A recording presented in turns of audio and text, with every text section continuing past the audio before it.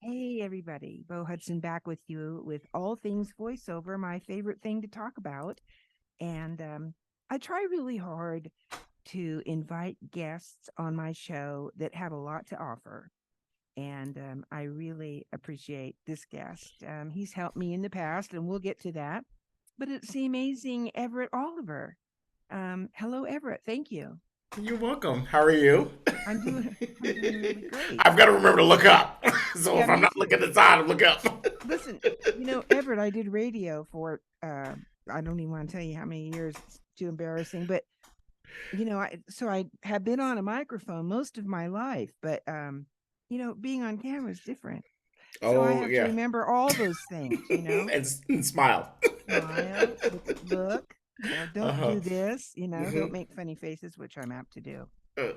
But anyway, let's get right to it. Okay. Tell us a little bit. Now, I'm going to tell people before we get started that how you helped me was many years ago, maybe five or more, Probably right. Probably or yeah. seven.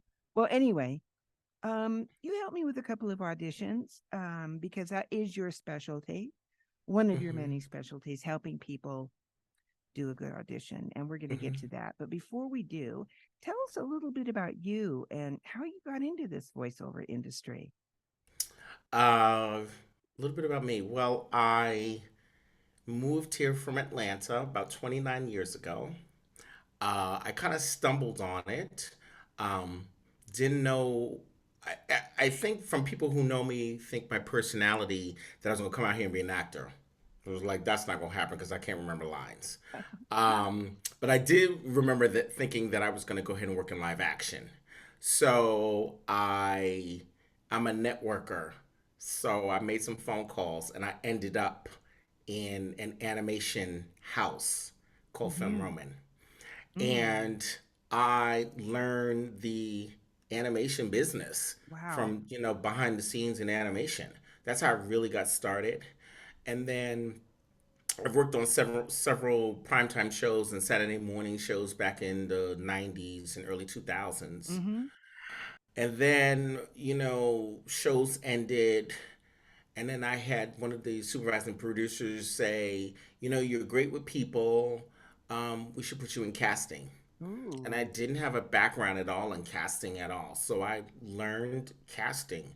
I Yes. learned, you know, the different actors, and I'm coming from the union side of the business. So I know all those actors who've been doing it probably now past, I would say, 10 plus years. Mhm, mhm, Knows those type of actors, like Rob Paulson and Maurice LaMarche, and mhm, um, so Tara Strong, those people, E.G. Daily, those people. mhm, And so, mhm. in working in all of those casting, then I remember my shows were ending, and my mentor, Charlie Adler, who's a voice director, um, I remember making a phone call to him, and then Charlie Adler, you know, came up with this booth director, and I had Mm. no idea what a booth Wow. director was.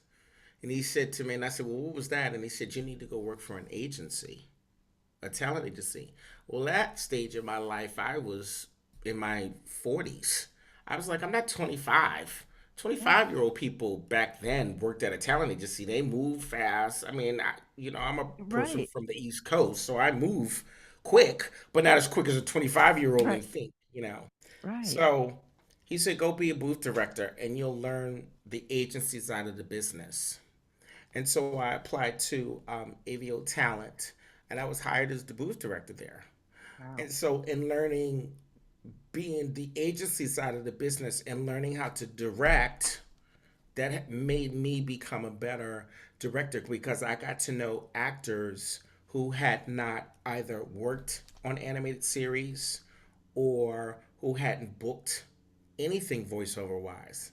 So I learned from the back way of the voiceover industry how they do things, and then I just started putting the pieces together.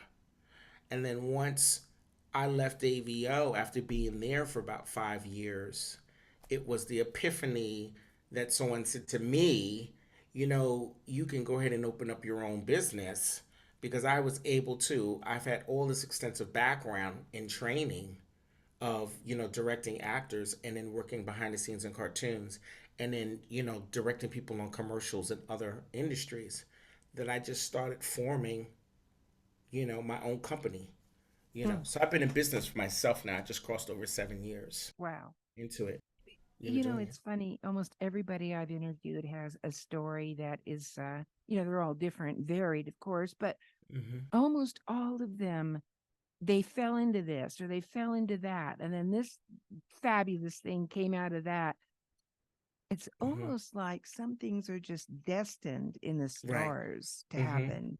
Right. And what you're describing is something that you didn't carve out for yourself. No. It happened to you and for Hmm. you. It's Hmm. amazing.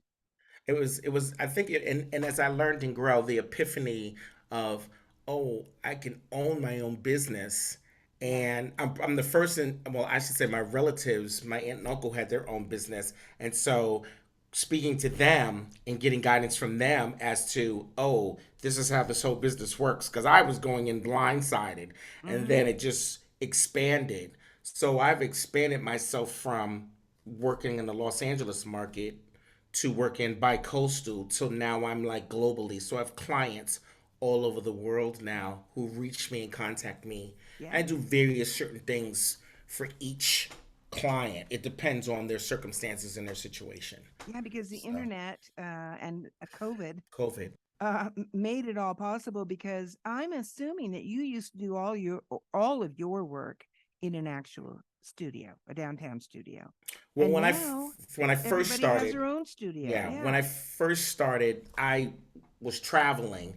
So I came up with a game plan myself of being the coach that traveled to all the different cities. Mm-hmm. And I was Mm-hmm. gone.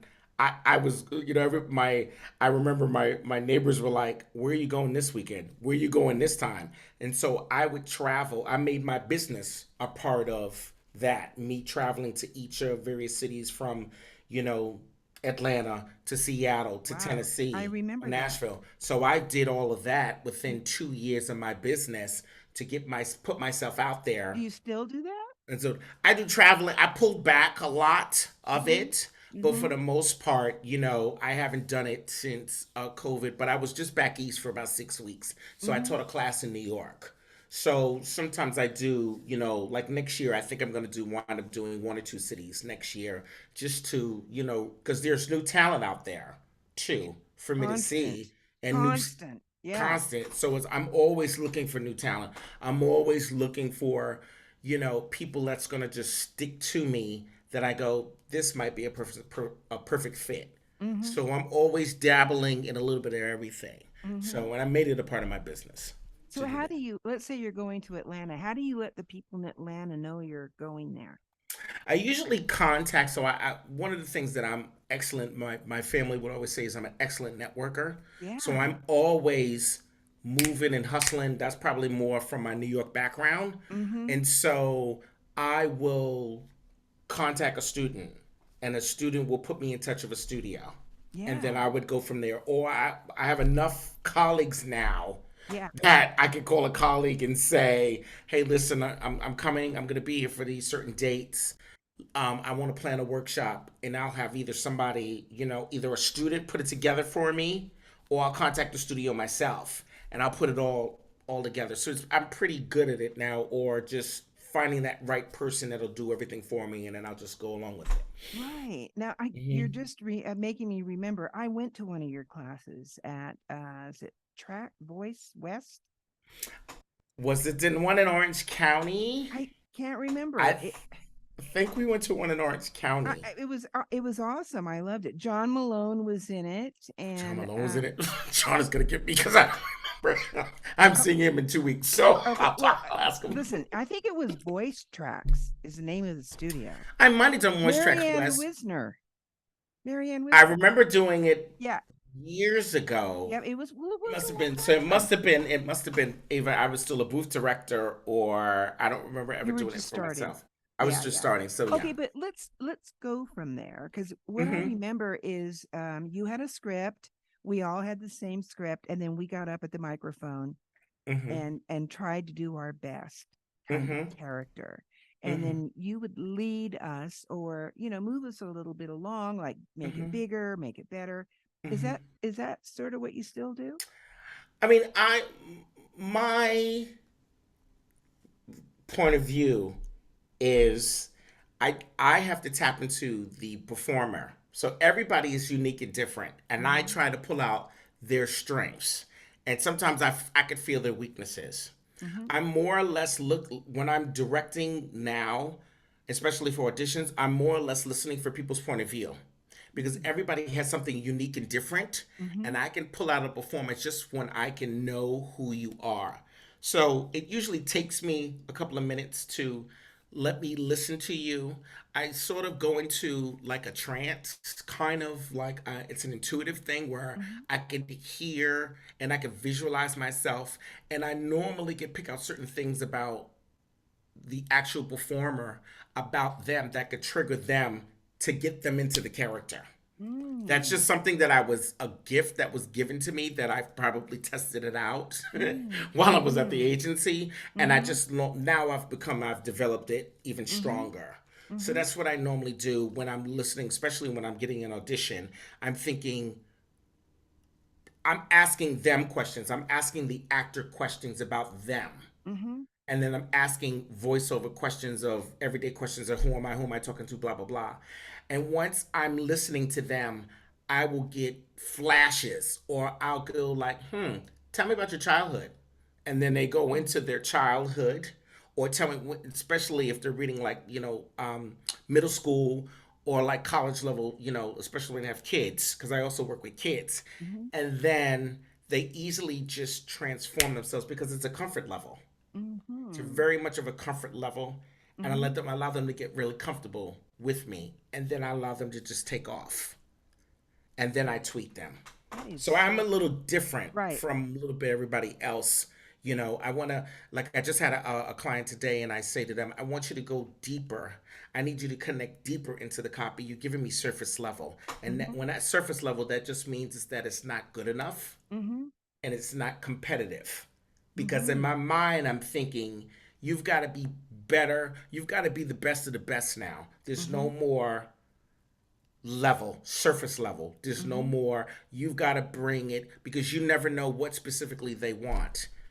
I'm listening to acting. I'm not listening to a voice. Mm-hmm. And I can tell whether or not you're real, or I can tell whether or not um, uh, or you're figuring it out. Mm-hmm. Because a lot of people tend to like read copy and then they figure it out. That means to me that they didn't prepare and they didn't study. Mm-hmm. So then my blood pressure goes up Mm-hmm. because I'm like, you're wasting time because you should have studied. Yeah. This is not something that you could just be able to just dive right in and figure out, because I have to bring real life experiences because I've worked in casting, because I've been at the recordings, and I've seen the different producers, and I put everybody in real life experiences so that way when they come in contact with producers and casting people, they already know specifically what to do and how to handle themselves.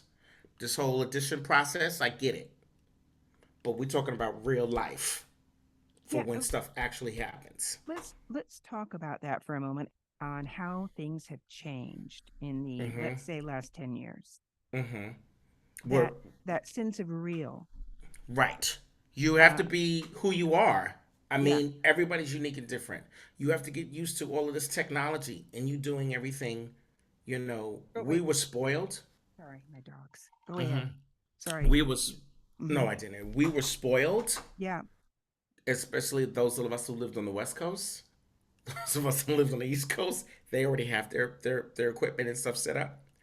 Um, and it's just the trends are different. The the animation style is different. It's much more real, it's much more grounded, it's comedy.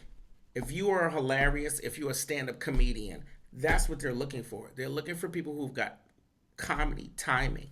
This has all come new. This wasn't like this. Everybody, as I would say back in the day, were putting on voices. Mm-hmm. I can Yeah. even hear the style of I'm coaching an actress now, and I'm like, she don't even remember the style, but I hear her cartoony and how she sounds. I'm like, honey, this is what they used to do Mm-hmm. when you were a child watching cartoons. Even the styles of the commercials, they're all different now. Mm-hmm. So what I'm training people to do is you've got to be relevant. You've got to watch TV. Mm-hmm. You've got to be, even in the cars while you're driving and you're stuck in traffic, you got to have the radios on. All You've got to watch Netflix. You've got to watch Cartoon Network, Adult Swim. You have to constantly be in trends. You also, the main thing that a lot of coaches don't say that I'm going to say is you've got to network. Networking is a big part of all of this. And a lot of people weren't doing it years ago because they were using the same old people over and over again. Mm-hmm. So when COVID shifted, it just brought this whole new perspective of how do we get through this as we're still going through this now with Mm-hmm. all the current stuff happening. How do we get through this? And that's what everybody has to figure out. What do you say to a new person? I mean, again, Who's I know it's starting? all individual. A new Mm-hmm. person starting out who goes, "Gosh, I've got all these voices. I've been doing them since I was little, and I think I should be a voice talent." What do you say to them? Can you act? Mm-hmm. Or have you had acting lessons, maybe? I don't even say that. Can you act? When's the last time you've taken an acting class? When's the Right. last time you've done an improv class? Mm-hmm. Finances is a big thing. How much money do you have? Because it's about coaching, it's about marketing, it's about coaching, it's about websites and technology and equipment. It's about coaching. It's about, and Yeah. it's an ongoing thing that people just don't realize. It's Yeah. about attending conferences. It's about networking. It's about your social media.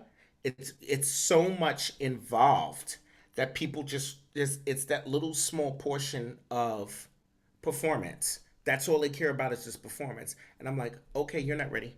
You're not. Mm-mm. Why waste time? So what you're saying is if you're going to compete with the big dogs, you have to have all of what you just said.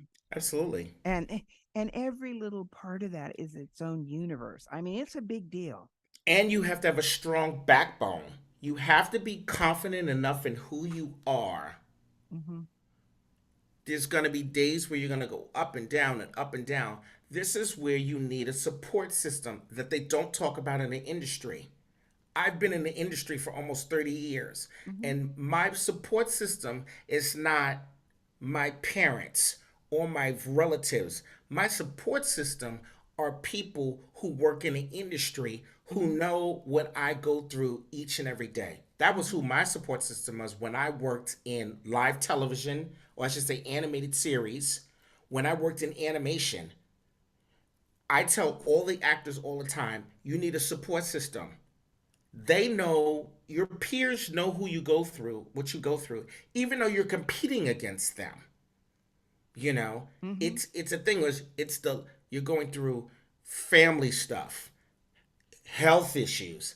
We go through the natural everyday stuff that everybody else goes through, and you need that.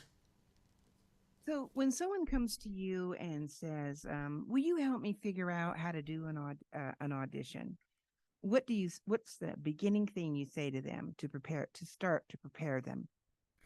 I send me the copy so I can look at Mm-hmm. it Yeah. because sometimes they forget. Right. um I usually let them go ahead and do their first pass just to see if they done their homework Mm-hmm. and see where their head is. And then I watch their body language.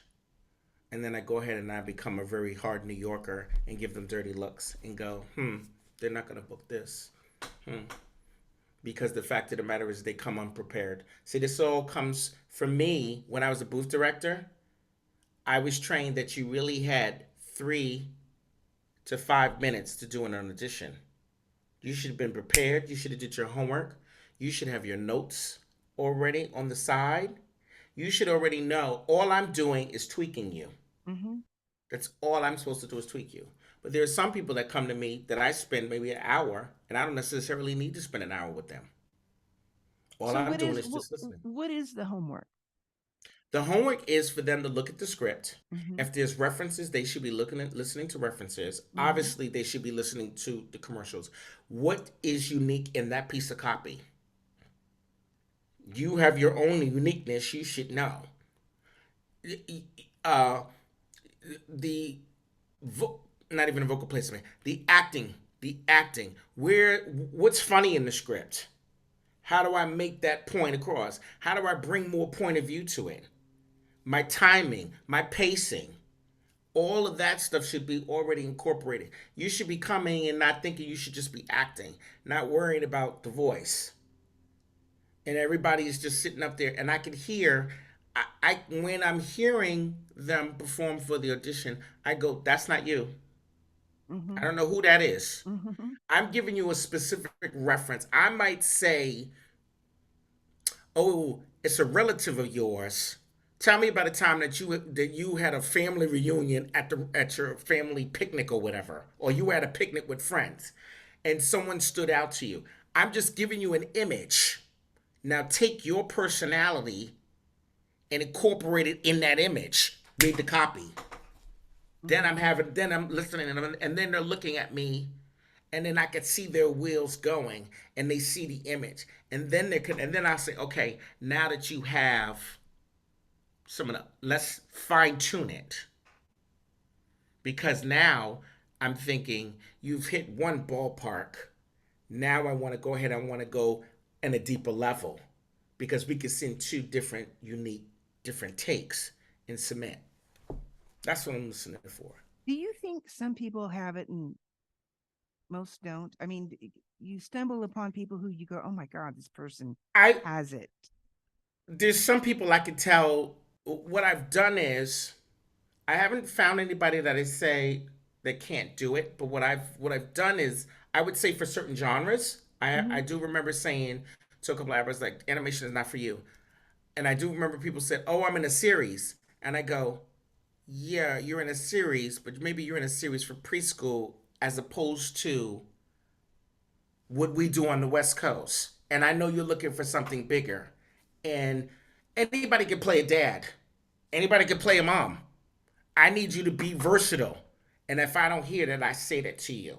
I totally steer people in the right direction. And I also come across people who don't know what specific genre that or niche that they have, and I could pretty much listen to them, how they speak, their mannerisms, and their personality, and I guide them that way.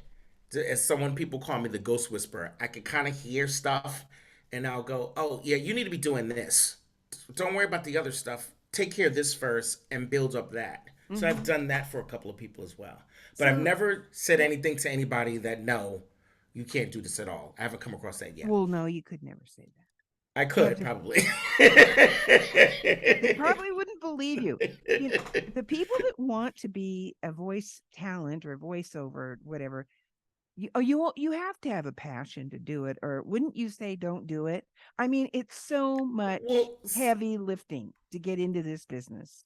it is. I mean, people do have a passion, but then there's some people that just, I don't know. I think that they're giving it a shot because they're too afraid to be on camera. I get a Oh, lot of actors who are like that, mm-hmm. that I have something, but I just don't want to put myself out there.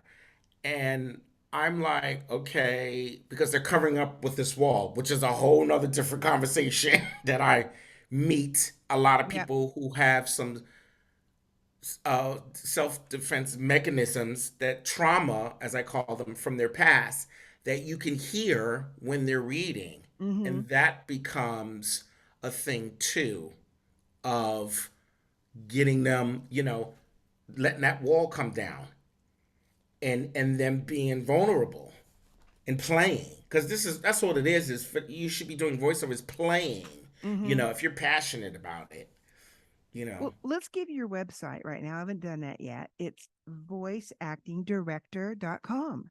Everett yes, Oliver. all one word, voiceactingdirector.com, all one word. And what's your email? Because you want to give your email. so that Sure. people can contact you? What is that? My my Mm-hmm. initials there, Mm-hmm. EO. at voiceactingdirector.com, all one word. Okay, great. And put my, did you say to put my name in the subject Yes, line so put you know Bo it's Hudson so I rela- know related to this? Okay. to this. So what's happening right now with the industry? What are you feeling that where is it headed? What's going on? Everyone's all out of work, Y- or those all the union actors are out of work, or so-called out of work. That I is think for the sure. on-camera actors, I should say, it hasn't really affected too much of the voiceover industry. Yeah. I feel like the gaming industry might take a little hit because they might add that to the contract. So that's going to be interesting. I think that everyone is figuring stuff out. I think that's what's going to happen. I think that um, there's problems coming with this AI. Everyone's Mm-hmm. trying to figure this whole thing out. Mm-hmm. It's not really affecting so much of us again in the voiceover industry, but it has. Mm-hmm. People are struggling. They're trying to figure it out. My suggestion is for them to do coaching while we're around now, because the fact is that you're not busy doing other projects. But there's a lot of people I know who are picking up work Mm-hmm. all And over. they're picking up work because there is a lot of work, There's right? a lot of work. There is work out there. There's work in different genres that I Mm-hmm. advertise all the time. Besides there's dubbing, there's anime, there's adult erotica, there's all this other stuff that nobody's touching. That there's work in other areas. Mm-hmm. And I do an online program every Thursday, and I have people professionally come in to these online classes, and I think you've attended to my online classes, Mm-hmm. and I bring in people from all different genres who teach, from casting directors to agents to regular people who in their field. And so, I'm a avid believer and a promoter of, if I find good quality people, I bring them in for them to share their knowledge and expertise. But as far as the industries goes, it's gonna be a bumpy road, so everybody should just hang tight. Yep, that's right. It's the best And you can do. but you have to hang tight and still be on your game. Absolutely. You have to be able to do both. Hmm. Okay, so these online coaching sessions, how do people find out about that on your website? Yes, they should email me. They should Okay. definitely email me Mm-hmm. and tell me that they want to get on my mailing list, and I will Okay. add them to the mailing list. My classes are every Thursdays from 5 to 7 Pacific time, and I only have no more than Mm-hmm. students. No more. The maximum is 12, but 10 students. So it's first come, first serve. Okay. Don't email me if you see a class online. Some people try to email me to save a spot. Nope. You have to Okay. register. It's all Okay. about registering, you Okay. know. Got it. So, my emails usually go out, like I usually go a couple of days prior to let them know about the Mm-hmm. classes. I don't do monthly stuff because it just drives me insane. I have way too much stuff going on. Me Mm-hmm. putting out a whole, here are the bunch of people who are coming. You'll see it on social media. You'll Okay. see it on my mailing list. And Okay. that program has been going on for about a good 4 or 5 years. And I've been bringing in a lot of people and getting people connected. And that's one of the things that I do is my strong suit besides networking is connecting people. I've connected people to agents. I've connected people to other different coaches. That's just one of the strong suits that I see that's a fit. Mm-hmm. I've guided people. It's almost like the career. I do career counseling too, and say nope, don't do that. I've started people with projects. I had a student who came to me who wants to do animation, and I told her not to do animation, and she created a whole e-learning module program. Yeah. And I went and told her, I said, you need to do something with e-learning, and she put together a whole e-learning module on characters that I had taught. And so I'm in this e-learning module that something that I wasn't thinking about that I created for her and told her to go do. So I do stuff like that in the industry. I'm very low key. People will see me here and there at a conference. You know what I'm saying? I'm kind Mm-hmm. of a one person that people know how to reach me. If they want to work with me, they reach out to me, Yeah. and stuff If like that. someone has a really important audition, they think I They could come to me. nail this. Hmm. They should They get can a reach hold of out. you, Everett, and then you Hmm. polish it. I polish it. I Yeah, edit it. I kick them in the butt. I make them yeah, cry. This is what. It's all good. yeah. Well, that's what we have to have. Okay, Exactly. so it is voiceactingdirector.com. Hmm. Everett Oliver, Everett, Oliver, regular spelling. And thank you so much for being with me. Is there anything you want to add? No, it's great. I appreciate. Thank you so much for inviting me. I know we haven't Yeah, seen each other in such a long I time. know. I I I have this little series, and I try to get the best of the best, and I've done pretty well so far with my own networking. Um, but That's the the key. I think what we both agree on is the industry is changing in a direction that we don't even know what's You going to don't. happen. We just have to wait. You have It's to an wait and see where unknown. it fall. Right. It's And an people are unknown. scared. They're Yeah, scared of the unknown. And I'm like not a person of being scared. yeah, You just have to just figure it out how it fits for you, for you. Yeah. not your family. If you could figure out, once you figure out the elements and the parts on how, okay, so yes, we're doing online stuff. So great. How do I go ahead and I meet an agent? I would work with a coach that has connections, who knows the agent, and let that connection work. I mean, it's really basic and simple. You have to think outside the box. It's the same thing in doing an audition. You got to think outside your box. You have to be, and I know I say this wrong, you've got to be uncomfortable to be comfortable, or Hmm. if it's the other way around. I get it. That's all. Yeah, you have to. Yeah. You've got to have opportunity. You know, the way everything is going to shift.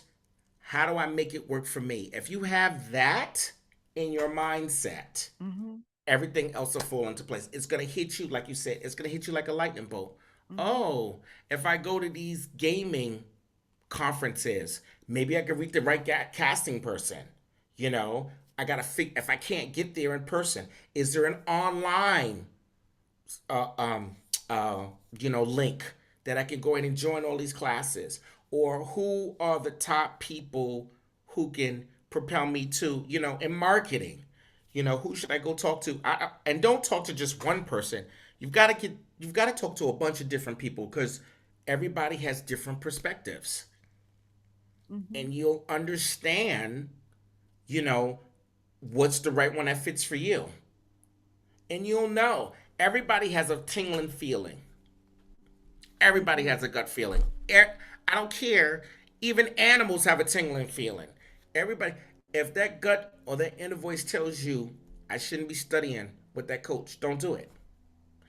If you've been at it with an agent for more than a certain amount of years, why are you still with that agent and that's not working for you? Don't do it. Find someone else. So I literally, I'm a headstrong person, but I'm a person that's going to tell it to you and say, this is not the right thing for you. Move on.